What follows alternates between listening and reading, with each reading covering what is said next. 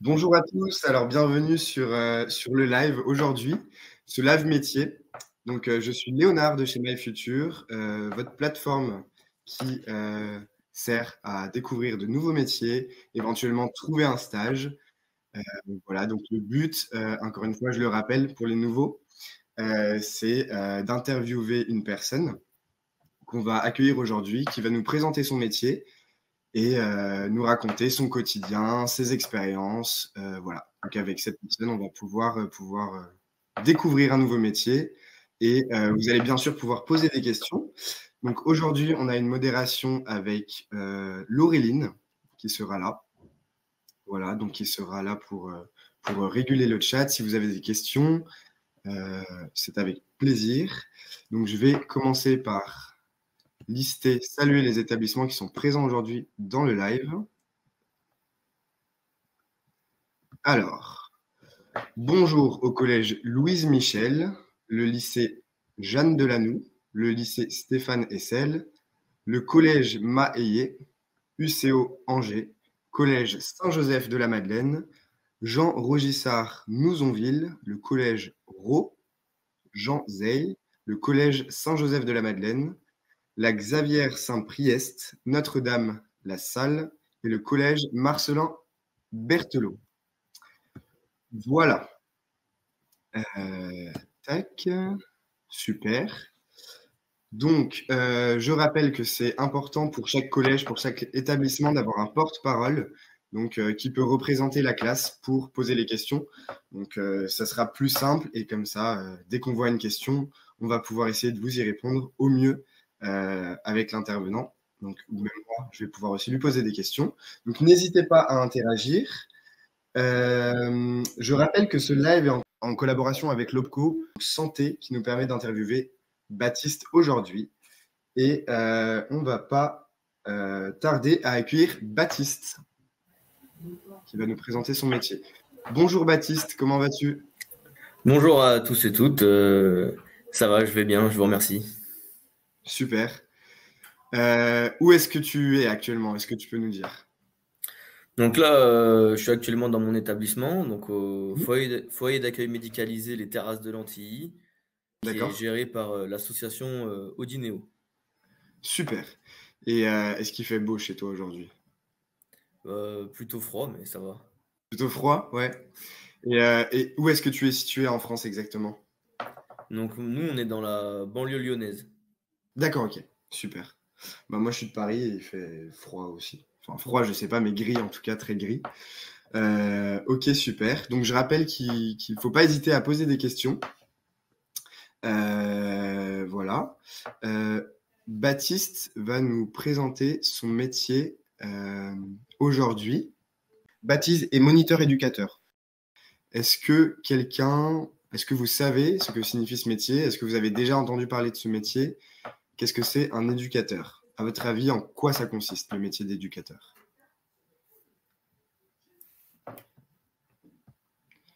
Éducateur sportif, du coup, je rappelle.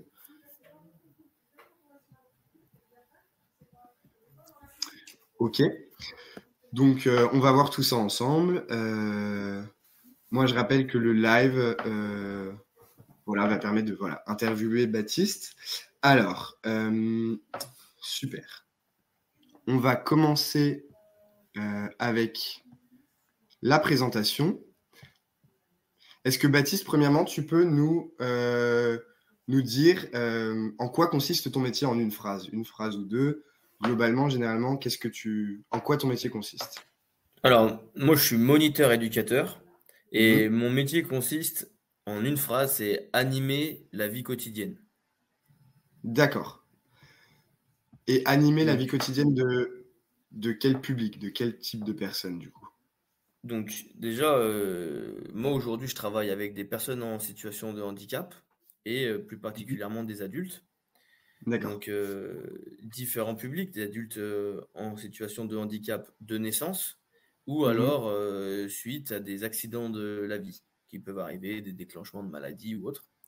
Et donc mon métier consiste à donc je suis sur un service animation, donc c'est de leur proposer des activités en journée, activités sportives, activités Mhm. culturelles, euh, des sorties, plein de choses. Donc vraiment, mon objectif, c'est d'amener la vie à l'intérieur de cet établissement qui accueille 40 résidents. D'accord, ok. Donc là, je vois que tu as mis quelques photos. Quelques photos. Donc, on va essayer de regarder ça ensemble. Là, je vois sur la photo en haut à gauche, donc des personnes handicapées qui participent à une activité. Qu'est-ce que vous avez fait ce jour-là? Est-ce que tu peux nous expliquer? Alors ce jour-là, c'est une activité phare, c'est la Sarbacane. Mhm. Et donc c'est une activité sportive. D'ailleurs, on peut participer à des compétitions nationales de Sarbacane. Et D'accord. donc voilà, là c'est un peu particulier parce qu'on tire sur des ballons dans le cadre d'une activité liée avec de l'art. On essayait de remplir des ballons de peinture et de pouvoir faire Mhm. une fresque en Sarbacane. D'accord, ok. Ah oui, donc vous avez mis de la peinture dans les ballons et là, les personnes étaient en train de tirer sur ces ballons. Est-ce que, j'y pensais là à l'instant, est-ce que tu t'occupes par exemple que de personnes âgées ou est-ce que tu as des personnes de tout âge dans ton établissement? Alors, moi, du coup, je travaille dans un établissement adulte, et adulte, ça va de 18 ans à, nous, notre doyenne, elle a 74 ans. Donc, D'accord. il faut lier tout ça ensemble, faire des activités plus spécifiquement pour des Mhm. quarantenaires, pour des jeunes, pour... Mhm. voilà, faut vraiment être capable de s'adapter pour pouvoir travailler avec tout le monde. Mhm. Ok. Et donc là, l'activité que vous avez faite, c'était dans votre structure ou est-ce que vous êtes sorti? Donc là, cette activité-là, elle est à l'intérieur de notre structure, mais l'activité Sarbacane nous permet de pouvoir faire des compétitions, donc à l'extérieur, sur des Mhm. tournois organisés par notamment la Ligue Handisport. D'accord. Ok, bah c'est super. C'est super. Et est-ce que tu peux peut-être nous expliquer qu'est-ce que c'est cette ligue handisport, pardon? Donc la Ligue Handisport, ça dépend de la fédération de handisport. Donc nous, c'est une ligue Mhm. qui est régionale, donc nous, c'est la Ligue région Auvergne-Rhône-Alpes. Cette D'accord. ligue-là, c'est un de nos partenaires particuliers parce que ça nous permet d'avoir accès à des formations. Ça nous permet d'avoir du prêt de matériel, ça nous permet d'avoir des bénévoles, ça nous permet de pouvoir participer à toutes les compétitions ou découvertes de sports adaptés. Donc c'est vraiment un partenaire important pour nous.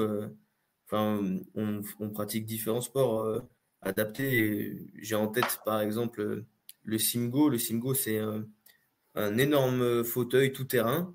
D'accord. C'est une adaptation de moto, un petit peu, parce que c'est des roues de moto adaptées sur un énorme châssis en métal. On Mhm. met la personne en situation de handicap à l'intérieur et il faut un pilote, enfin, derrière. Et donc, D'accord. ça, c'est une formation spécifique. Et la Ligue Handisport nous donne accès à ces formations-là. Ou la formation du ski fauteuil. Mhm. Donc, voilà, ils forment des pilotes régulièrement sur différentes activités. D'accord, ok. C'est vrai que ça m'arrive, enfin, je fais du ski et ça m'arrive régulièrement de voir des personnes handicapées faire du ski et du coup je trouve ça super, c'est vraiment bien. Et du coup, là, on voit sur cette image, donc pour continuer dans le domaine du sport, on voit que c'est la Ligue handisport francophone. Est-ce que tu peux peut-être nous expliquer pourquoi francophone? Ça veut dire que vous organisez, enfin, il y a des compétitions qui sont faites entre différents pays francophones, c'est ça? Bah, en fait, la Ligue Handisport a des. Enfin, comment dire? Il y en a de partout. D'accord? Mhm. Et quand on voit les Jeux paralympiques, par exemple, c'est organisé notamment par la Ligue, parce que Mhm. la Ligue aide tous les clubs handisport Mhm. à la promotion du sport. Et D'accord. donc, les sportifs qui vont participer aux Jeux paralympiques sont issus des clubs, des clubs handisport, donc gérés par la D'accord. fédération handisport. Donc, dans Ok. tous les pays du monde, on va retrouver la ligue handisport. D'accord. Ok, super. Ok. Et là, on va pouvoir du coup passer à la deuxième image, l'image du milieu tout en haut. Euh, on voit deux dames avec des chapeaux qui ont des fleurs. Qu'est-ce que vous avez fait ce jour-là? Est-ce que cette photo, elle représente une activité en particulier ou, euh, ou c'est juste deux personnes qui sont dans votre établissement? Et ben, en fait, cette photo-là, on l'avait choisie pour témoigner d'une chose. C'était, en gros, dans mon travail, un de mes objectifs, c'est d'organiser aussi des moments un peu particuliers qui sortent vraiment du rythme de vie quotidien. Et on Mmh. organise souvent des événements. Et Mmh. là, c'est des événements qu'on aime organiser en interne. Donc des semaines à thème, comme là, ça devait être une semaine sur le Mexique, il me semble. Et D'accord, c'était, voilà, c'est comment on transforme l'établissement sur une semaine entière autour d'un thème. On a fait différents thèmes, d'accord. la country, le Mexique, Disney, OK, su Jules Verne, différents thèmes. Et donc, voilà, OK. ça fait vraiment partie du cœur de mon métier, c'est animer aussi et donner un élan d'animation en interne. Mmh. Bah, il y a de l'animation du coup, j'imagine que vous vous ennuyez jamais? Heu, ça a pas l'air en tout cas. Vous faites aussi quelque chose, enfin vous créez aussi des événements pour Noël, Halloween? Ouais, exactement, on essaie de suivre un calendrier classique et de dérouler en fonction de ça sur les activités qu'on peut proposer. Mmh. Et là, par exemple, on arrive, enfin, on est dans la période de l'Avent, on arrive, bientôt, dans la période des fêtes de Noël. Qu'est-ce que vous faites en ce moment? Donc, ce qu'on a fait justement la semaine dernière, c'est on a organisé un Secret Santa. C'est un Mmh mh. tirage au sort de cadeaux. Donc, chaque Mmh. personne qui souhaite participer fait un cadeau aux alentours de 10 euros. Et ensuite, on fait un D'accord. grand tirage au sort. La fin de semaine, on va organiser un brunch de fin d'année pour qu'on se réunisse tous ensemble et qu'on partage un moment convivial, Mmh. professionnels et résidents, parce que les résidents qui sont accueillis ici sont encadrés par une soixantaine de professionnels de différents D'accord. métiers. Donc voilà, c'est de fédérer et de passer un moment agréable tous ensemble. Bah, c'est super. Et est-ce que du coup, enfin, c'est un métier très social où tu dois avoir, bah, des compétences sociales, tu dois pouvoir, savoir communiquer avec ces personnes, tu dois pouvoir te faire comprendre. J'imagine que ça demande beaucoup de patience. Heu, Comment est-ce que toi tu définirais, le lien que tu as avec les patients? Le lien, il est individuel avec chacun.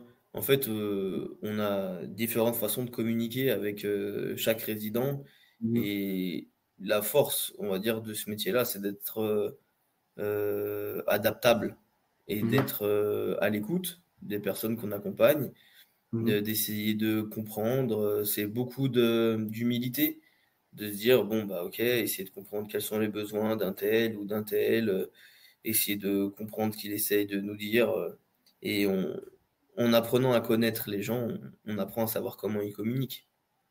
OK. Donc c'est vraiment un travail, individuel. Chaque personne est différente et tu t'adaptes aussi à chaque personnalité. Heu, Super. Ça fait combien de temps, rappelle-moi, que tu travailles, dans cette structure? Dans cette structure, ça fait 5 ans D'accord, et que j'exerce en tant que moniteur éducateur, ça fait, à peu près une quinzaine d'années. d'accord. Et est-ce que tu vois vraiment la différence ou quelles sont les différences vraiment flagrantes que tu remarques entre le début de ta carrière et à l'heure actuelle? Au niveau du lien social, de l'interaction avec ces personnes? Qu'est-ce que tu as appris? Bah, je vais utiliser ta question pour parler de la troisième image, en Mmh mh. fait, qu'on voit, Vas-y. en haut à droite sur, l'équipe là qui se tient la main, c'est ça en fait. Mmh mh. C'est l'humilité de savoir qu'on travaille en équipe, qu'il y a une véritable, richesse dans le croisement des regards. C'est-à-dire que moi aujourd'hui et dans toute ma carrière, j'ai travaillé avec différentes personnes qui ont différentes fonctions et différentes formations. Je Mmh travaille mh. avec des kinés, je travaille avec des ergothérapeutes, je travaille avec des psychologues, je travaille avec des infirmières, je travaille avec des psychiatres, je travaille avec des assistantes sociales, et cetera, et cetera. Et en fait, cette richesse de regard-là amène vraiment à une évolution de compétences, pour moi. C'est-à-dire que de discuter sur, une question que je vais avoir par rapport à X ou Y personnes que j'accompagne, d'en parler avec le médecin ou le kiné ou la psychologue va m'aider à, réfléchir autrement et ça ouvre des champs de vision à chaque fois, et ça c'est qui est hyper intéressant et aujourd'hui, bah, finalement c'est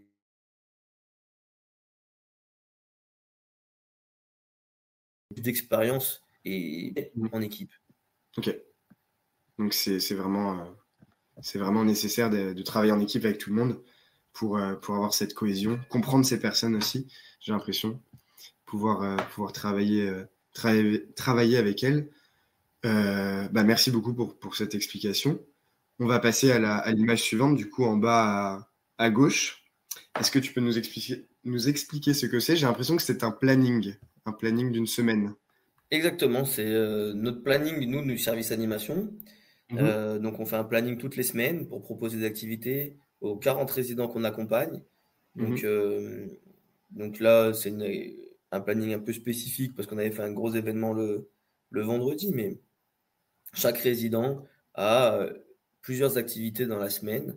Et comme je disais tout à l'heure, ça va de l'activité sportive, la musique, des sorties au musée, des activités au cheval, de la médiation animale avec des chiens, des lapins, des Mmh. activités art plastique, peinture, mosaïque. Voilà, on varie, on propose sans cesse des activités parce que voilà, c'est des choses intéressantes.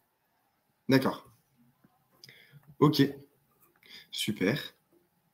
Et là, je vois une activité, par exemple, car wash. Qu'est-ce que vous avez Alors ça, fait? c'est une activité un peu spécifique dans le sens où, des fois pour, financer certains projets, on a besoin d'un peu d'aller chercher des sous. On Mmh. connaît souvent les ventes de brioches ou choses comme ça et nous, en OK. fait, on propose une activité car wash où, bah, voilà, on lave les voitures on a la chance d'avoir un collège en face, Mmh. donc on a proposé des fois aux parents des collégiens de pouvoir, bénéficier de nos savoir-faire en matière de lavage de voitures. Et donc, on OK. propose ça et aux salariés de l'établissement et au collège en face. OK, donc vous travaillez vraiment avec, la ville, la région, ce qui vous entoure et comment est-ce que vous êtes vus, j'ai envie de dire quand vous faites ce genre d'activité, à l'extérieur? Est-ce que c'est facile? Est-ce que les gens sont sympas avec vous? Est-ce que c'est facile d'accompagner ces personnes, hors de l'établissement? Bon, ça dépend après des sensibilités de chaque personne, mais en général, les retours qu'on a à chaque fois, c'est, que ça fait baisser les a priori sur le monde du handicap. Mmh. Ça nous tient vraiment à cœur de faire des sensibilisations au collège, à l'école primaire du village, parce que, finalement, c'est nos voisins. Et Mmh. que le handicap, c'est quelque chose qu'il faut dédramatiser Bien et sûr. on parle aussi aujourd'hui beaucoup d'inclusion Mmh. et c'est, je trouve, un élément très important. En fait, le Mmh. handicap, c'est pas quelque chose qui fait peur et il faut casser cette barrière-là. Mmh. Ouais, totalement. Totalement, totalement. C'est, heu, c'est vrai et pour revenir sur le planning, donc peut-être pas au niveau des activités, mais au niveau des horaires, est-ce que tu peux nous décrire une journée type? D'accord, avec plaisir. Une journée type, c'est nous, on commence à 9h.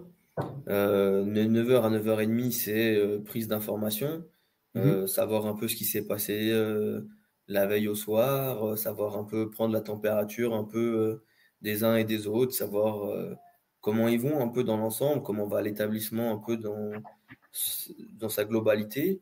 Mmh. Ensuite, à 9h30, démarrage des activités. Donc, nous, sur le service animation, on est trois. Mmh. Donc là, j'ai une collègue éducatrice sportive, une collègue qui est moniteur éducateur aussi, qui s'occupe plus des arts plastiques. Mmh. Et puis moi qui fais plus du travail de partenariat. Mais bon, D'accord. à 9h30 commence l'activité. Donc ça peut être démarrage d'un parcours. Le lundi matin, on commence comme ça. Parcours en fait en lien avec l'ergothérapeute, la psychomote et l'éducatrice sportive. Parcours qui D'accord. permet de se réveiller un peu musculairement pour tous les résidents. Et en même temps, à côté de ça, ma collègue qui va tenir un petit stand de café pour Mmh. présenter le planning de la semaine, les activités phares qu'on va pouvoir présenter. Et l'après-midi, par exemple, eh ben, ça va être activité peinture. En même temps, il y aura de la serbacane dans une autre salle. En même Mmh. temps, on va pouvoir faire venir des clowns qui vont venir animer un peu et égayer la journée. Voilà, c'est des clowns qu'on voit souvent, des clowns qui viennent en hôpitaux, et cetera, et cetera. Puis le lendemain, ce sera les chiens qui vont venir auprès des résidents le matin. ça va être un autre sport l'après-midi. Voilà, on Mhm. va essayer de tourner comme ça et que chaque jour ne se ressemble pas, mais qu'il y ait toujours des activités. Ok, donc il n'y a pas vraiment de routine au final, à part peut-être les horaires. Il y a toujours de nouvelles activités à proposer en fonction des saisons, de la météo, de ce qu'on peut faire. Bah, ça a l'air très intéressant. Ça donne vraiment envie de travailler avec toi. Et ok, et toi, qu'est-ce que tu préfères animer comme type d'activité? Moi, c'est vraiment mon travail que ce que j'ai axé, c'est sur le partenariat à l'extérieur parce que Mhm. sortir nous permet toujours une bulle d'air. Mais Ouais. c'est enfoncer une porte ouverte quand je dis ça, mais les partenaires qu'on arrive à créer à l'extérieur, c'est Mhm. toujours enrichissant. Je vous ai parlé de la ligue handisport, Oui. c'est nécessaire et c'est vital pour nous. On va sortir sur une activité équitation, c'est Mhm. aussi très important. Des sorties au musée, organiser des événements pour l'établissement. On organise des événements, on va dire à peu près une fois par mois, des événements un peu d'envergure. On a la chance d'avoir un parc pas très loin d'ici. On organise une fois par an une immense randonnée Joëlette. Joëlette, c'est un petit peu, pour faire simple, un pouce-pouce adapté. On peut mettre une D'accord. personne en fauteuil à l'intérieur avec deux personnes qui l'accompagnent et on part dans le parc en course d'orientation. On fait une journée justement sur le Simgo, c'est le VTT de descente dont je vous parlais tout à l'heure. Mhm. C'est organiser ces semaines à thème qui Mhm. sortent des résidents de leur quotidien. C'est voilà, c'est tous ces événements-là qui vont venir casser la routine et faire oublier pour certains la douleur du handicap ou les difficultés. Et en fait, arriver à une forme comme ça de vie entre guillemets, j'aime pas ce terme, mais vie Ouais. normale. C'est-à-dire qu'en fait, Mhm. le handicap n'est pas un frein à tout et au contraire, Mhm. on peut toujours faire des choses. Ok. Donc de pas rester dans la structure, de pas juste se limiter à un petit déjeuner, à une activité peinture peut-être dans Mmh. la structure, mais aussi sortir, faire des choses que tout le monde fait, donc c'est-à-dire du sport, notamment avec la ligue handisport, faire des balades, aller à la rencontre de personnes, faire de la vente. Ok, super, très intéressant. Et j'ai une question qui me vient. Euh, Est-ce que toutes les personnes de votre établissement peuvent participer aux activités ou est-ce que malheureusement, des fois, le handicap de certaines personnes va pouvoir être une barrière pour certaines activités? Est-ce que tu peux peut-être nous donner un cas d'exemple concret, nous raconter? Bah, il y a des résidents qui peuvent pas bouger, donc forcément la peinture va être un frein. Donc en Ok. fait, ils pourront pas faire toutes les activités qu'on propose, Mhm. mais tous pourront faire des activités. Ça, c'est D'accord. vraiment une chose hyper importante pour nous, c'est de Ouais. jamais laisser personne sur le côté. D'accord? Mhm. C'est-à-dire que on propose activités pour tous les résidents qu'on accompagne. Mhm. Ok. Et j'imagine qu'après, il y a toujours des solutions d'adaptation. Et Voilà. c'est Ok. ça qui est hyper intéressant, je vous parlais de ça tout à l'heure. C'est-à-dire que moi, en tant que moniteur éducateur, j'ai pas la connaissance de toutes les adaptations possibles, mais je suis en Mhm. lien avec une ergothérapeute et Ok. elle, son métier, c'est les adaptations.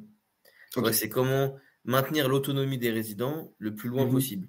Donc, c'est Mhm. trouver, par exemple, pour boire un verre adapté, des Mhm. couverts adaptés pour pouvoir manger, mais c'est aussi Mhm. comment adapter un pinceau à la main d'un résident, c'est tout ça. Mhm. Ok. Ok, super. Bah, c'est génial. On va passer maintenant à la dernière photo, donc qui est un concert. Donc là, c'est vraiment dans le thème des sorties. Donc là, on est vraiment plus dans la structure, mais on est vraiment dans un concert, au milieu de plein de personnes, dans la foule, euh, au milieu de la vie sociale active. Est-ce que tu peux nous décrire cette image, nous expliquer? Bah, ça, c'est vraiment ce que je disais tout à l'heure, c'est l'inclusion pour nous qui est vraiment très importante.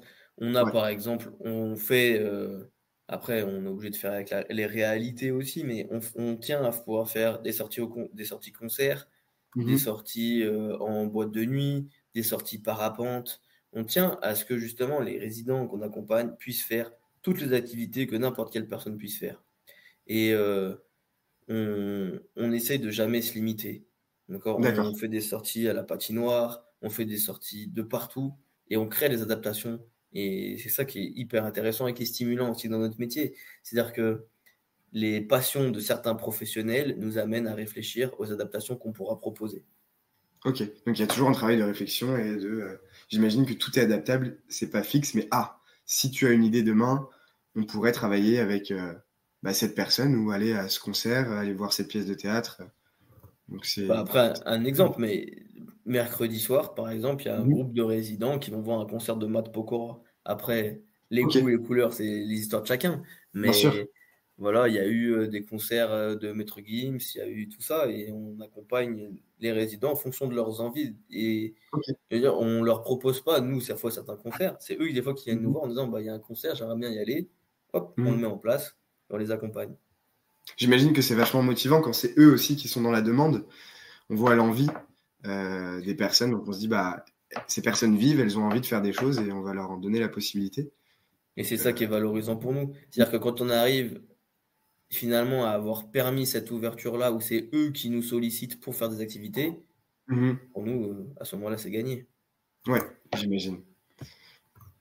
Ok. Et c'était quoi le dernier concert que vous êtes allé voir, par exemple? Bah, c'était Gims. C'était, D'accord.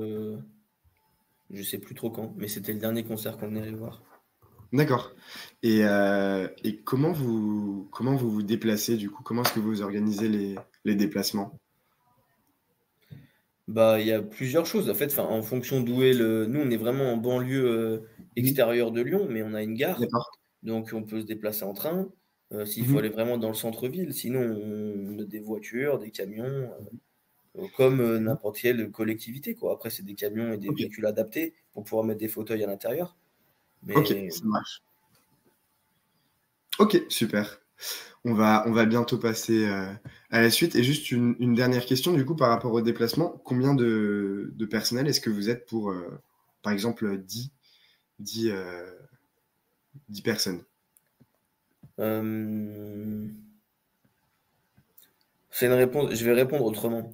Nous, on accueille 40 personnes qui sont Mhm. réparties sur 4 unités de vie.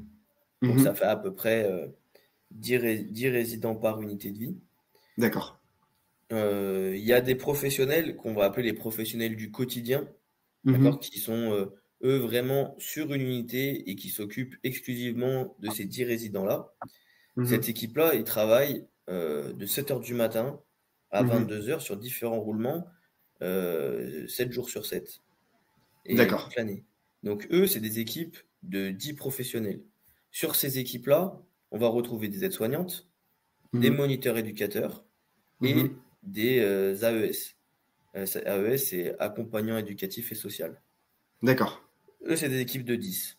Et ensuite, on va avoir tout un autre volet derrière qui va être un peu le volet paramédical et éducatif, etc. C'est-à-dire, on va avoir une équipe infirmière, on va avoir une équipe de kiné, une Mhm. ergothérapeute, psychomotricien, psychologue, Mhm. neuropsychologue, assistante sociale, etc., etc., etc. Et en fait, en tout, ça fait une soixantaine de salariés dans D'accord. l'établissement. D'accord. Ok. Super. Merci pour toutes ces explications. C'est clair. Ça donne vraiment envie de venir vous voir, de vous rencontrer. Moi, je trouve en tout cas. C'est dynamique en tout cas, j'ai envie de dire. On va passer au cas concret. Donc, quelle mission animer et accompagner les personnes en situation de handicap? Voilà, donc, est-ce que tu peux peut-être nous résumer quelles sont tes missions, les missions de ton métier? Moi, en gros, mes missions, c'est proposer des activités aux 40 résidents qu'on accompagne. Ça veut Mhm. dire être capable de s'adapter, de Mhm. répondre aux besoins des uns et des autres et de travailler en équipe pour ça. Ok. Et est-ce que c'est facile selon toi? Est-ce que c'est difficile? Est-ce que ça demande beaucoup de réflexion, beaucoup de travail personnel peut-être? Ah bah, c'est pas tous les jours facile, mais en tout cas, c'est quand même un métier hyper enrichissant parce Mhm. que c'est très humble. Enfin, ça apprend beaucoup sur soi d'accompagner des personnes en situation de handicap, de se Mhm. mettre. Enfin, c'est pas l'idée de se mettre à la place des gens, mais finalement, quelqu'un qui est né en situation de handicap ou quelqu'un qui, ce qu'on appelle un handicap acquis, c'est un accident de la vie, ça apprend beaucoup sur soi. C'est-à-dire que ça fait relativiser sur les choses. Mhm. de voir finalement qu'il y a un élan de vie chez eux qui est toujours présent et que tant que ça, c'est là, c'est ça qu'il faut cultiver, quoi. Ok. C'est des personnes qui sont très fortes psychologiquement, j'imagine. Donc c'est Bah, motivant c'est et on peut pas se dire à côté, ah bah, j'ai pas envie de venir au travail demain, mais voilà, j'ai envie de, de faire des choses bah, avec ces personnes qui sont motivées malgré leur situation, j'imagine. c'est ça, enfin, il y a des gens ici qu'on accompagne, c'est des pères de famille qui ont eu un accident et aujourd'hui ils sont là, on doit accueillir leurs enfants, on doit accueillir leurs femmes, Mhm. travailler avec eux, Mhm. voilà, essayer de travailler tout l'aspect psychologique qui des fois est dur, mais voilà, par des activités, essayer de trouver des solutions pour que voilà, ils reprennent un peu goût à la vie. Puis d'autres qui sont nés en fauteuil et finalement ils ont toujours connu ça. Et il y a une forme d'énergie comme ça, et il faut Mhm. donner, donner parce que eux, plus on leur en donne, plus ils sont contents. Et puis en même temps, on découvre tellement de choses que c'est Mhm. passionnant. Bah, tu as l'air vraiment passionné par ton métier, ça fait plaisir. Ça fait vraiment plaisir d'entendre des personnes comme ça. Euh, Quels sont les problèmes qui peuvent être présents? Donc, tu as mis aspect financier, s'adapter aux différentes personnalités. Est-ce que tu peux nous expliquer? Bah, j'ai mis l'aspect financier parce qu'on aimerait faire des projets tout le temps et des projets, ça a un coût et qu'il faut être dans une réalité financière Mhm. aujourd'hui. C'est-à-dire Mhm. que nous, le service animation, on a un budget alloué à l'année, on est trois Mhm. et qu'on ne peut pas des fois faire rentrer toutes nos idées et toutes nos envies dans ce projet-là, mais on baisse pas les bras et on va chercher des sous, on va faire des demandes de Mhm. subventions, on va solliciter des financements privés, des fondations, etc., Mhm. etc. Donc, c'est un problème, mais à la fois, ça devient aussi passionnant parce que c'est aller chercher d'autres ressources. Mhm. Je vous parlais du car wash tout à l'heure. Ouais. Voilà, ça fait partie de ce genre d'événements qui nous amènent à réfléchir autrement nos métiers aussi. Mhm. Et je trouve ça intéressant. Et en problème, mais qui n'en est pas vraiment un, j'ai mis s'adapter aux différentes personnalités parce qu'on accueille 40 Mhm. résidents. Ce ne sont pas les mêmes et il faut Mhm. s'adresser à eux de 40 façons différentes. Et D'accord, voilà, des fois, on aimerait dire une chose et que ça passe, mais non, il faut s'adapter tout le temps, tout le temps, tout le temps. d'accord, ok.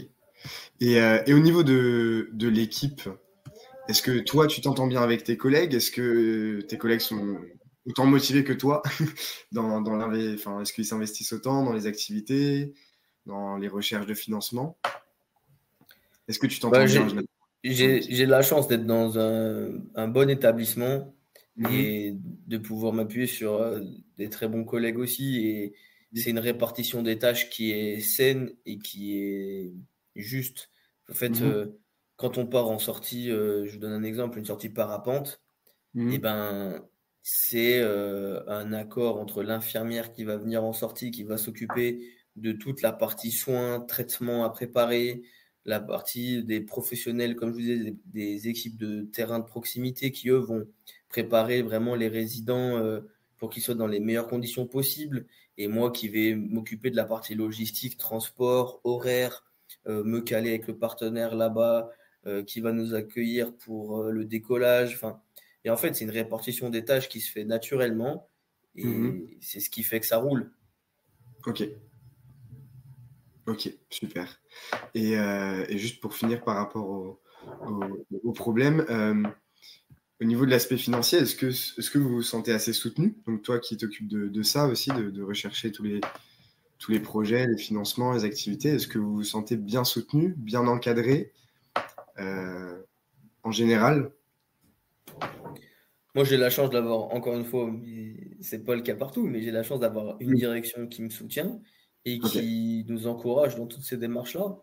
ok. Donc, après, c'est des relations qu'on va chercher aussi. Moi, je suis allé Mhm. chercher mon directeur pour lui dire des choses, mais c'est parce Mhm. que, comme je l'ai dit tout à l'heure, j'ai 15 ans d'expérience dans le Mhm. secteur derrière moi aussi. Je pense qu'il y a 15 ans, j'aurais pas tenté les choses de la même façon. Ouais, ok, super. Bah, merci beaucoup. Et quelle solution, du coup, bah, tu nous as dit les recherches de partenaires, travail d'équipe qui est essentiel dans ton travail, s'adapter, donc s'adapter à chaque personne, à chaque, à chaque besoin de chaque personne. Donc, tu nous as dit que tu allais parler de manière différente en t'adaptant à chaque personne aussi en fonction de son handicap, j'imagine. Oula, elle est passée trop vite. Tac, tac, tac.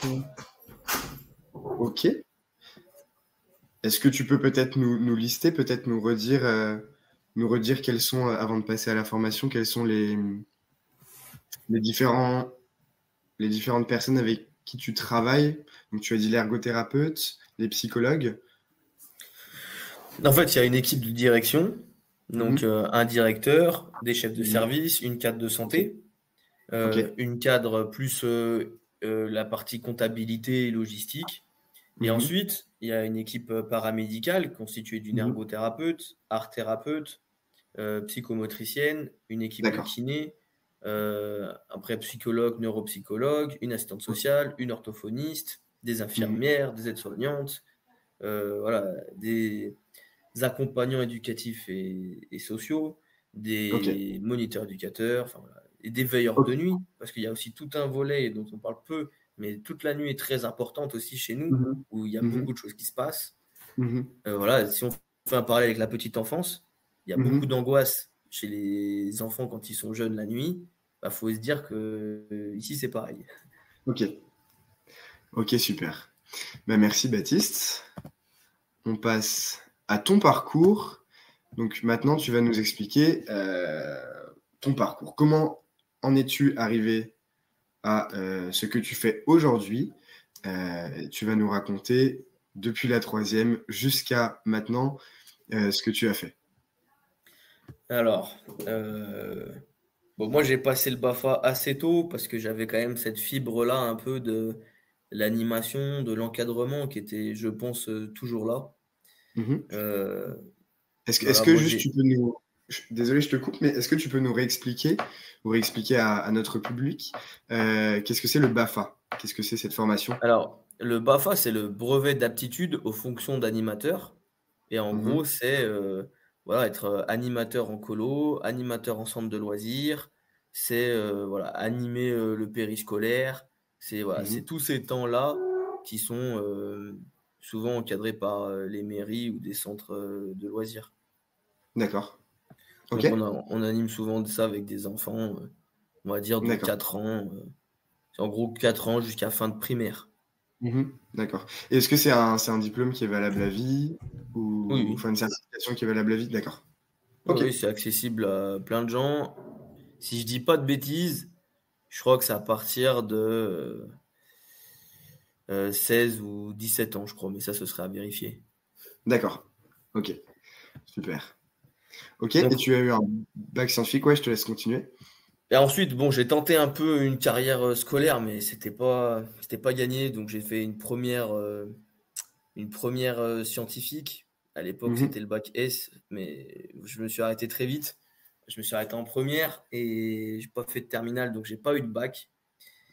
Et voilà, après, j'ai fait différents petits métiers un peu parce que je cherchais un petit peu ma voie et j'ai fait un peu de travail dans le bâtiment, différentes choses Mhm. et j'ai commencé à travailler en tant qu'éducateur, mais non diplômé, donc sur des CDD en remplacement dans différentes structures.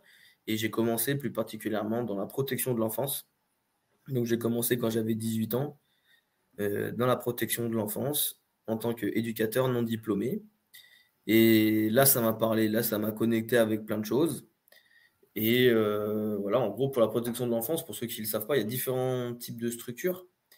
Il y a le handicap, enfin l'accueil d'urgence, c'est-à-dire en Mhm. gros quand c'est des situations complexes, mais voilà, c'est souvent des adolescents qui sont enlevés de leur situation, de leur cadre familial pour suite à un jugement de violence ou autre ou maltraitance et qui sont placés Ok. donc d'urgence dans un foyer.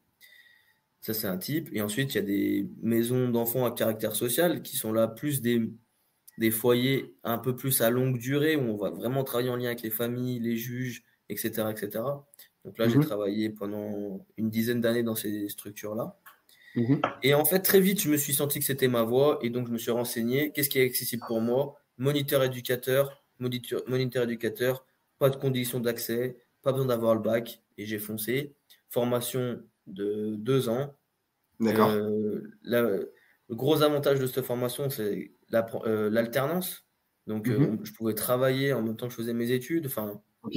et donc, voilà, je Donc, suis tu as été, parti là-dedans. Et puis, ouais, tu été très vite inséré, donc c'est ce que tu disais, insertion professionnelle facile. Avec l'alternance, j'imagine que ça a été un moyen de s'intégrer très vite et de voir très vite à quoi ressemble ce métier dans la vie de tous les jours et à pratiquer en fait d'entrée. Donc, c'est ça aussi qui t'a plu, j'imagine, de bah, directement.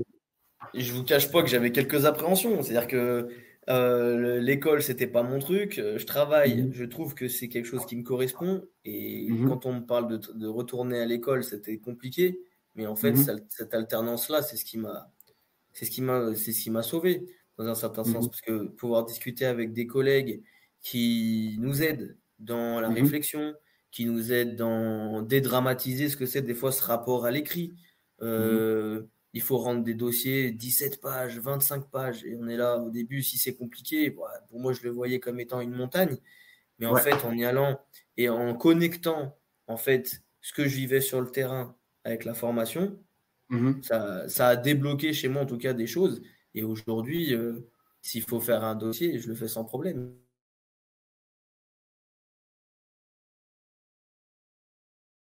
Peut-être que tu l'imaginais par rapport à ce que tu as connu avant. Euh, à l'école. Là, c'était voilà, c'était déjà avec ce que tu faisais, tu le faisais, donc il y avait de la pratique. Il y avait C'était de pas la que théorique pratique, et je vais dire, ouais. il y avait de la pratique, donc ça me connectait à quelque chose. Il y avait de la Mhm. passion, parce que c'est un métier Mhm. que je trouve passionnant. Mhm. Et il y a une maturité que j'avais peut-être pas quand j'étais au collège ou au lycée et que j'ai eu plus tard.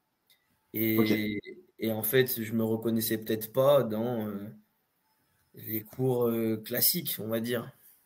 ok. Mais l'essentiel, c'est qu'aujourd'hui, tu as trouvé ta voie et que ça te plaît. Donc, Moi, je c'est suis super. persuadé de ça. J'ai accompagné plein de gens et Mhm. plein d'ados en difficulté scolaire et je suis persuadé qu'il n'y a pas Mhm. d'échec scolaire, mais qu'il suffit juste de trouver ce qui nous plaît et ce qui nous passionne. Et quand on l'a trouvé, on peut franchir toutes les difficultés. Ok. Bah, ça va sûrement inspirer plein de personnes qui nous regardent. Tant mieux. C'est une belle phrase. On va continuer avec ce que tu aimes le plus et ce que tu aimes le moins dans ton métier. Donc, on en a sûrement déjà parlé, mais tu peux nous résumer. Donc, ce que tu aimes le plus, tu as mis un métier qui répond à mes valeurs et qui me passionne et un travail en équipe. Donc, voilà, est-ce que tu peux synthétiser ce que tu as mis? Bah, un métier qui répond à mes valeurs et qui me passionne, c'est-à-dire que moi, au quotidien, j'adore venir au travail et me dire que bah, on va essayer de faire tout ce qu'on peut pour accompagner le public qu'on accompagne et répondre au mieux à nos Mhm. missions. Mhm. Et le travail en équipe, c'est ce qui nous permet de tenir, c'est ce qui nous permet de réfléchir, c'est ce qui nous permet d'ouvrir notre vision sur des choses qu'on ne voyait pas forcément. Ça ouvre notre regard en Mhm. fonction des compétences qu'on a les uns et les autres. Et c'est un maillage et c'est une entraide et une richesse incroyable. Ok, ok. J'imagine que tu peux pas après faire ce métier que tu aimes avec toute cette passion, les collègues et les patients. J'imagine que tu pourrais pas travailler demain, par exemple, dans un bureau sans voir personne. C'est pas possible. Ah, moi, j'ai trop besoin de voir les gens, hein. Ok. Donc, travailler en équipe, ce qui te stimule. Donc, c'est vraiment voilà, un travail purement social et voilà, qui répond à tes valeurs, qui te passionne. Ok. Est-ce que tu aimes le moins, du coup, la routine et l'administration trop longue? Pourquoi est-ce que tu as mis ça? Bah, moi, ce que j'aime dans mon métier, c'est que chaque jour est différent. Et Mhm. la routine, c'est que des fois, on a certaines contraintes et c'est ce que j'aime le moins. Mais c'est qu'il fallait trouver quelque chose. Et À mettre. l'administration trop longue, c'est que des fois, je suis quelqu'un qui aime foncer et qui aime avancer beaucoup et avancer vite. Et des Mhm. fois, bah, il faut juste apprendre un peu à se canaliser et apprendre à ce que les réponses arrivent en temps et en heure. Et des fois, on a du mal un Mhm. peu avec ça. Ok. Et est-ce Est-ce que tu as un exemple pour l'administration, par exemple? Bah, l'exemple, c'est que là, on va organiser, du coup, je vous parlais de cette course d'orientation en Joëlette, l'espèce de pousse-pousse Oui. adapté. Ouais. Et voilà, c'est en juin, c'est dans un Mmh. parc, donc on fait toute une démarche administrative pour aller Mmh. demander les autorisations au parc, aux mairies concernées, etc., etc. Mais que Mmh. nous, en interne, eh ben, en gros, on aimerait pouvoir récolter des fonds pour aller aux Jeux paralympiques à Paris en septembre D'accord. 2024. Et on OK. aimerait récolter des fonds pour ça et que cet événement serve à ça. Et on Mmh. a du mal à avoir les réponses de notre direction ici sur la validation de ce projet-là. Et c'est pour ça que des OK. fois, on trouve que c'est un peu long. D'accord. Donc des fois, il faut tout le temps relancer. Qu'est-ce que vous faites dans ces cas-là? Quand ça Ah, on bloque, qu'est-ce qui se relance, passe? mais on prend Ouais, le temps, on est patient, on est calme et on attend que ça ouais. vienne. OK, super. Bah, écoutez, continuez à les appeler puisque ce serait ce serait bien de pouvoir faire cet événement. Ça serait super. OK, donc on va terminer avec, alors tac, avec, les clichés, les anecdotes de ton métier. Donc, est-ce que tu peux nous lire, la citation ou en tout cas ce que tu as cité?